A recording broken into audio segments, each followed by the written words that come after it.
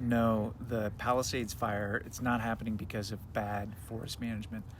Unfortunately, and it's really common when these kinds of disasters occur, we've been seeing a mix of reporting, some of it tragically uninformed, but also many politically motivated claims that this destructive fire could have been avoided if California or whoever's in charge had implemented better forest management around LA. And some elected leaders are even looking to exploit the tragedy by reviving the misleadingly named Fix Our Forests Act, which is a federal bill that's widely seen as a giveaway of public lands across the country to the logging industry.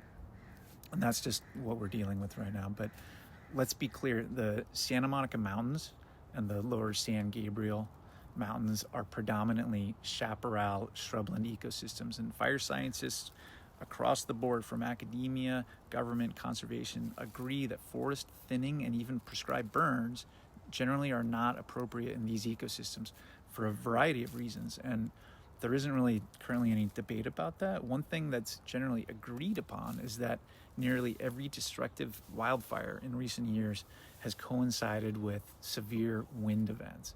And there's no fireproofing of remote landscapes that's effective in stopping the spread of fire under those circumstances. And many of the most destructive fires we've had recently are actually nowhere near forests at all, right? But rather in areas surrounded by grasslands or shrublands, and even within the urban area itself, where embers are spreading from structure to structure. And every time a politician or an ill-informed reporter chooses to focus on forest management when a disaster like this happens, it draws attention away from the very real solutions that we should be focusing on and investing in.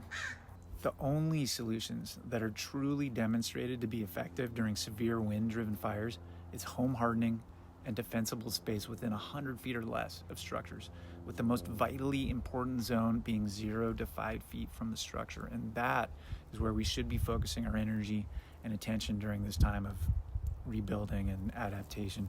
Clearing vegetation surrounding LA, it's not even really a thing, because even if we just set aside all the ecological impacts, right, even if we just invoked a scorched earth approach and we mowed down all of the native habitat, we just end up with hillsides covered by invasive grasses that are even more flammable.